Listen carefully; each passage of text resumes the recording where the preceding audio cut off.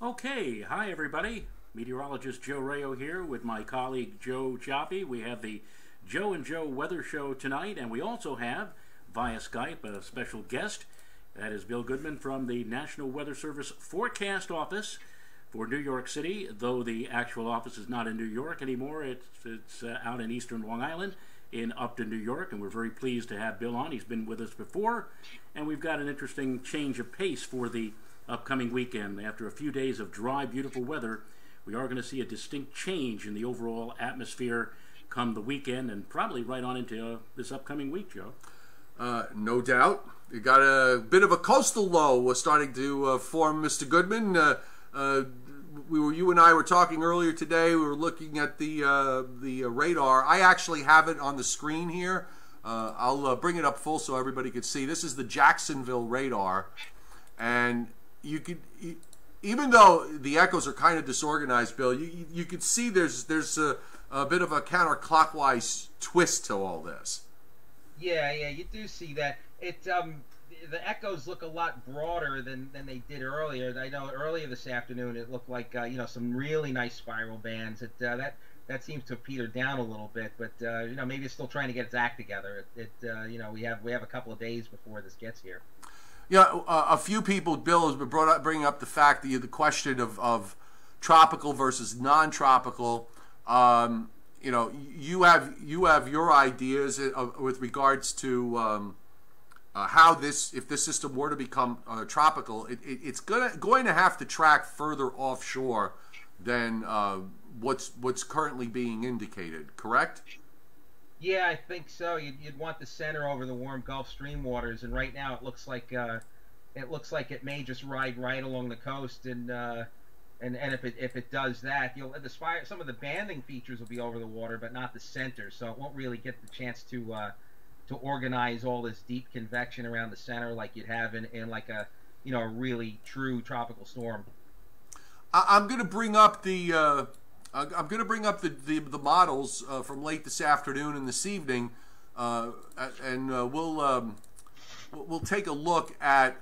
I got it full screen here, so just give me 1 second while I set it up. But the models seem to be kind of straddling a fine line as far as the track of this thing, and it looks like the European and the late afternoon GFS are a little bit to the right, and the late afternoon NAM went a little bit to the left. So, I guess if you want to split the difference, but one of the tricky things here is where's the heavy rain going to set up? Initially, it'll probably be on the east side, but I certainly think you could probably make an argument that you could see that rain area shift to the west side. The GFS wants to have the heavy rains over Long Island. The NAM wants to have the heavy rains more in New Jersey and in eastern Pennsylvania. Where do you fall on this?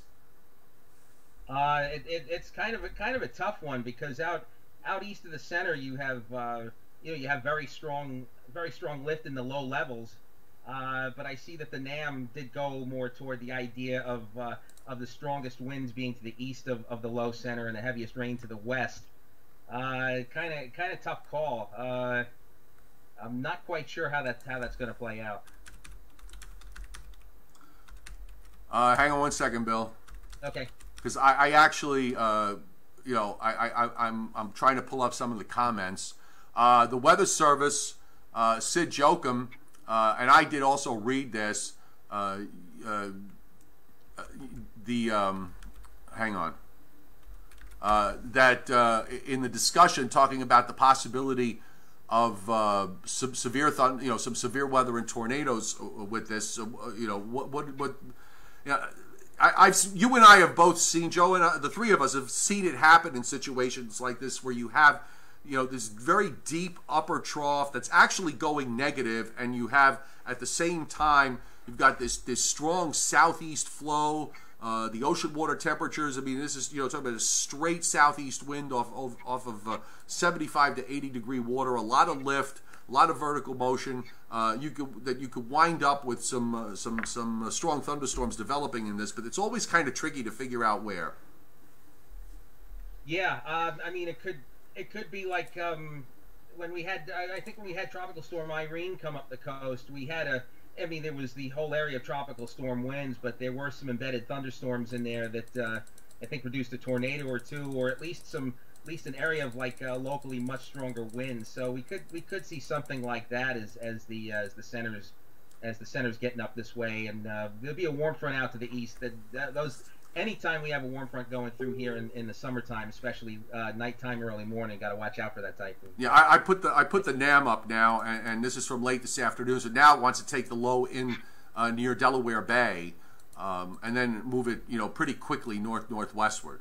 I think actually, as far as the weekend is concerned, for Saturday, as this coastal low approaches, be it whether it's to the west or to the east of us, we're going to be in the 70s probably, with relatively cool flow off of the ocean. So I think that whatever we see in terms of precipitation, either very late Saturday or Saturday night, initially would be just steady precipitation.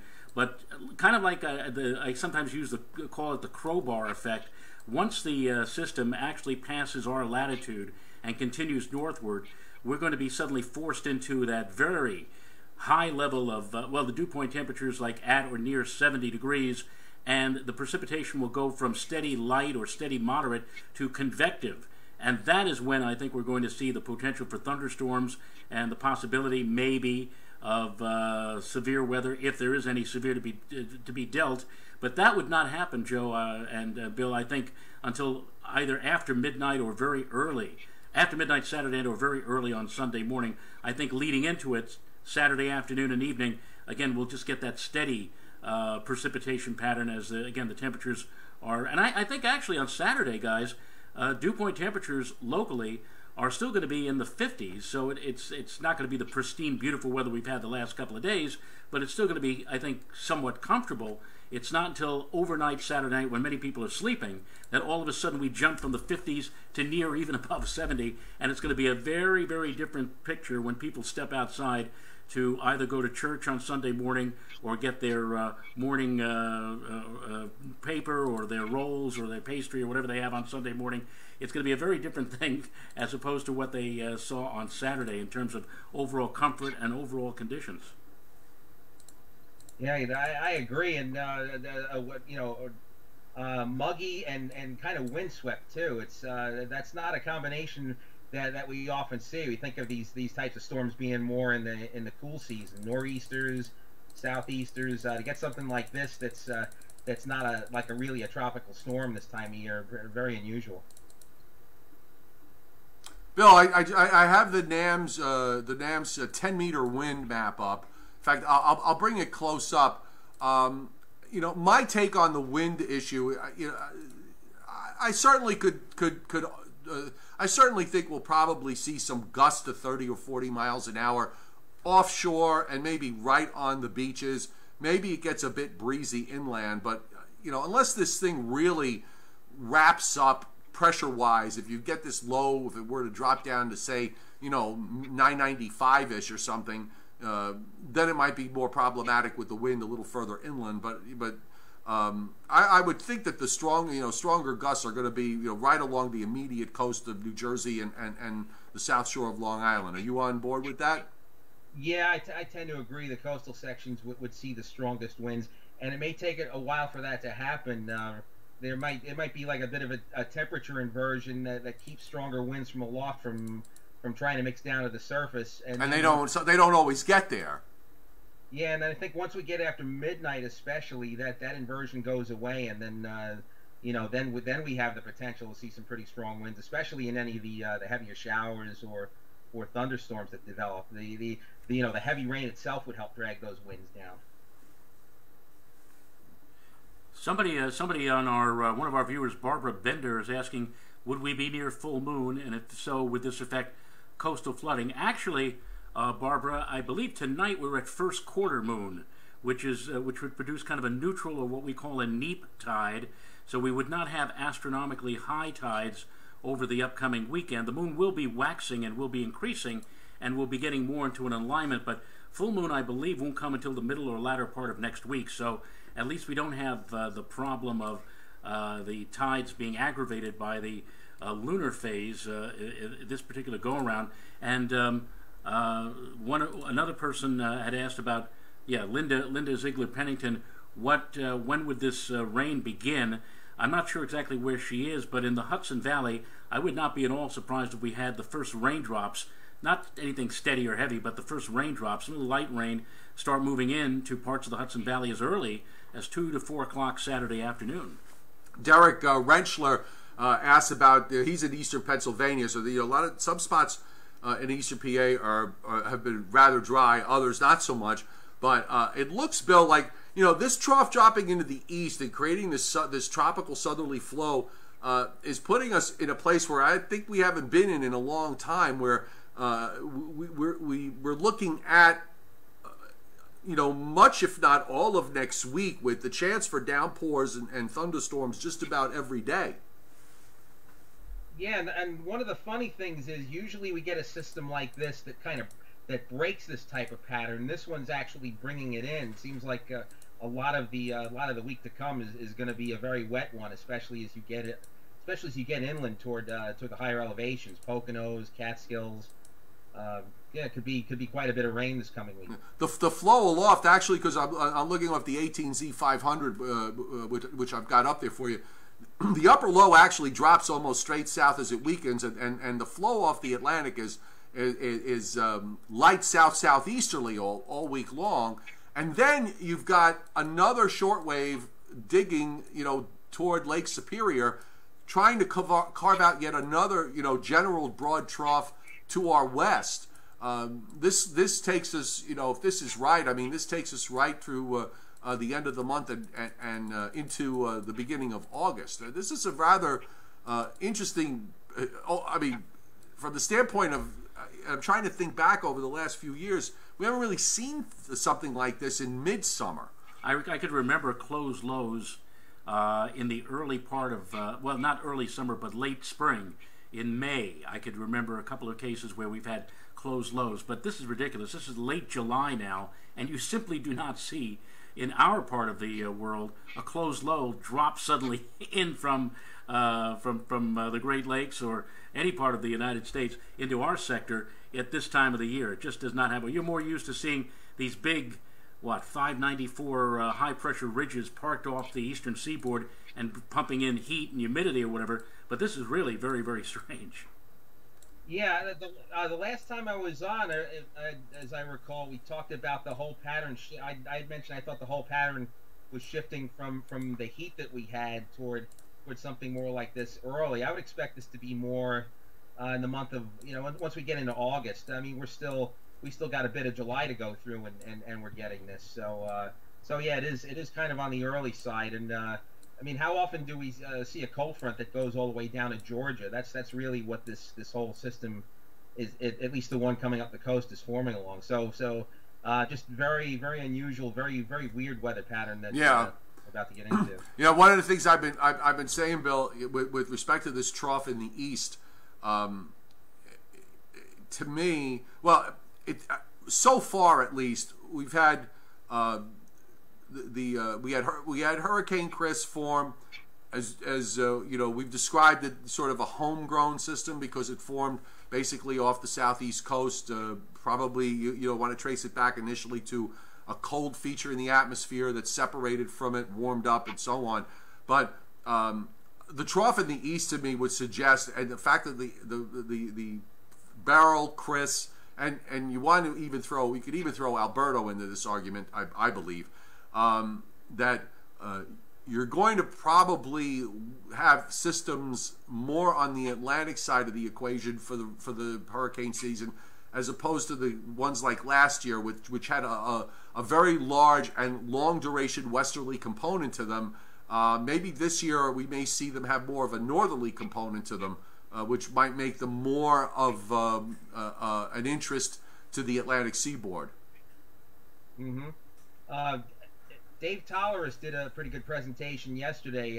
That's on YouTube about the hurricane season. He mentioned the first storm of the season rule, and he was trying to make up his mind whether Alberto counted as that, having been subtropical instead of a pure tropical storm. But I guess the whole idea is that where the first storm of the season forms tends to be where the activity is through a good deal of the season. You have that. You have the cooler sea surface temperatures in the main development region of the tropical Atlantic. So a lot of these, you may get these waves that come off the African coast and don't do much of anything until they get close to our shores or into the Caribbean. So well, there's still a ton of dust out there. We look, the loops still show that. I did notice though that the last week or so ago there were two really humongous upper lows out in the Atlantic that seem to have now disappeared. So perhaps that part of it that would make for strong winds aloft and wind shear conditions. Those upper lows have disappeared. So now what seems to be keeping things quiet at the moment is the fact that you've got still getting these waves of Saharan dust coming across. But eventually that should shut off to some degree. But also don't forget that another factor in suppressing hurricane activity in the Atlantic Basin is an El Nino, and what they have been talking about for the past month or so is a recurrence of an El Nino gradually building over the summertime. So that too may help to keep activity down if along the African coastline perhaps, and maybe even along the eastern seaboard. But I would agree with Joe that if we're going to see any activity this summer, for the most part it looks like in the warmer waters and less polluted in terms of dust. And sand here in the eastern part of the United States or along the eastern seaboard. Yeah, as far as El Nino goes, yeah, it does tend to create a lot of hostile wind shear down in the tropics, but sometimes it can actually help things in the subtropical region. So once again, Gulf of Mexico off the southeast coast, closer to our latitude. So that probably means through the rest of the season that may be where we have to really keep our eyes open for anything that that walks into those areas. Bill, I pulled up WPC's Weather Prediction Center's rainfall forecast over the next 7 days, and it certainly looks like it reflects the fact that we're going to have this trough in the east and the tropical southerly or southeasterly flow.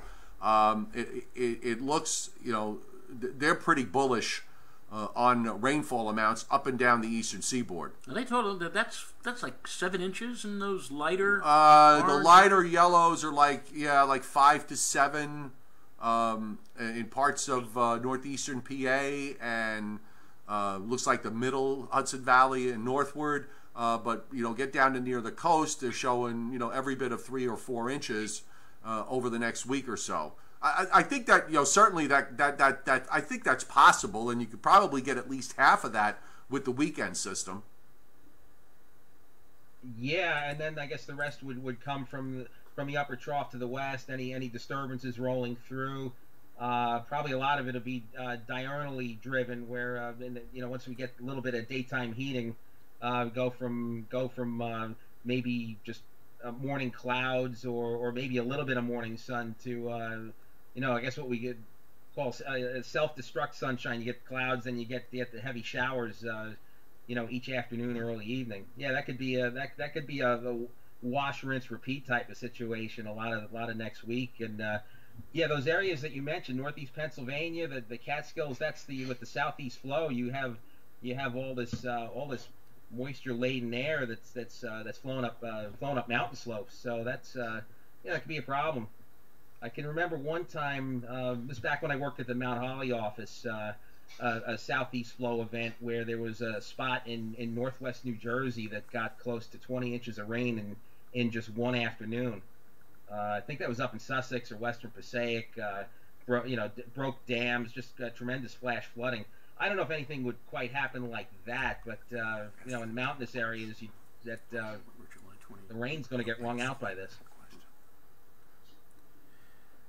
Bill, we have a question from one of our viewers, Billy Johnson, and he is asking, is this weekend storm similar to the storm that we had in July of 2009? I've got a good memory of forensic meteorology and past events, but I don't seem to remember the July 2009 event. I don't remember it either, so we're putting you on the spot, Bill.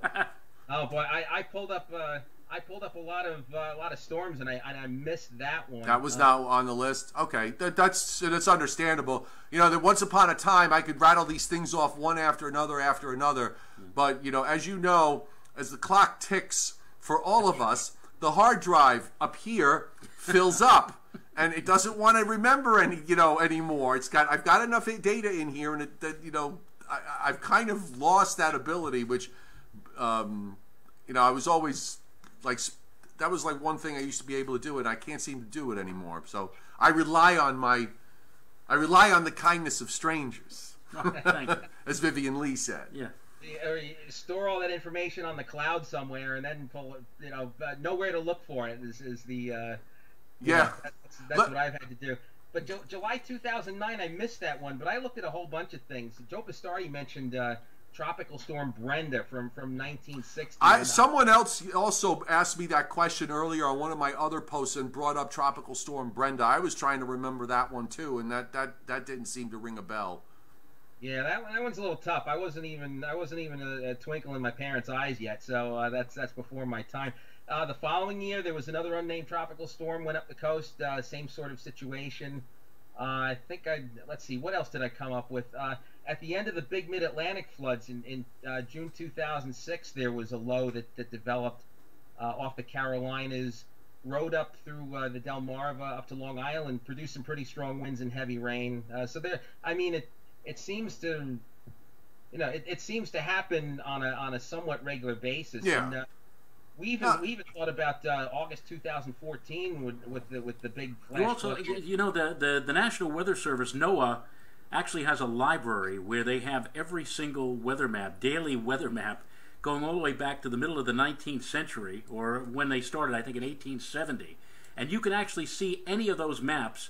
What you have to do, though, is you have to put on your hard drive a program called Deja Vu. It's kind of like a PDF type program, or else it's not going to work. But if you go to the National or the NOAA library, just type in on Google daily weather maps, and you'll be brought to a link, and you can follow the links to that site. And you can see any weather map going all the way back over 150 some odd years ago. So if we want to know what's happened in July of 2009 and see the pattern, all you have to do is just go on there and just follow it day by day, and you can actually see what exactly transpired. Listen, Bill, hang on one second. We got to wrap it up here. So I just wanted to just really quick. Rain gets up. Let's say let's use 195 in New Jersey as the mark line. So rain gets up to from there to about New York City, Long Island. What do you think? Late Saturday afternoon, Saturday evening, and then it's done by daybreak on Sunday? That sounds right. I think we better give ourselves a little bit of wiggle room either way. I think a stronger system would come up the coast a lot more quickly and maybe be done. Maybe get in here like even with rain on Long Island, even late day Saturday, but before nighttime arrives, and maybe be out of here by Sunday morning. So actually, with the low going to the north, I was kind of arguing the fact that maybe Sunday won't be half bad. That you could wind up, seeing a little bit of drying behind it with the low to the north and a northwest wind. That might kind of temper the atmosphere down a little bit. Although I think you could still make an argument for a downpour developing, late in the day somewhere. But we'll see what happens here. We still have tomorrow's models to look through. Thanks so much for coming on tonight. You are always welcome, and you always have a home here on the Joe and Joe Show. So we love having you on. Thank you. Do you have a consolation prize or something? A copy of the Joe and Joe home game. Right, exactly. The Deja Vu plug-in on my computer. Did I win that? You want to get the Deja Vu plug-in? Yeah. You can get that, Bill, and everybody who's interested in that. You can get the Deja Vu plug-in. It's available at the site. So in other words, if you go online, they'll give you a link to get that Deja Vu plug-in so that you can see all those maps. And again, it's the NOAA library. Again, if you go on Google and type in daily weather maps, somehow or other it'll lead you to that site, and you'll see NOAA library, and that's from there you can go there and get those maps. All right, thanks, Bill. Thanks for being here. I'll probably talk to you tomorrow. You and I got to go. FiOS 1 News, Long Island, New Jersey for me at the top of the hour. and Fios 1 Lower Hudson, Fios 1 News Lower Hudson Valley at the top of the hour as well. And Brian Fitzgerald and Jeff Banson in the morning, and Addison Green and Brittany Bora in the midday, and then Joe and I will Bruce be back. And Tucson will be back That's tomorrow. right. Have a great evening, everybody. Thanks for being here. Really appreciate it, and we'll see you on Friday. And thanks a lot, Bill. Thanks. See you soon.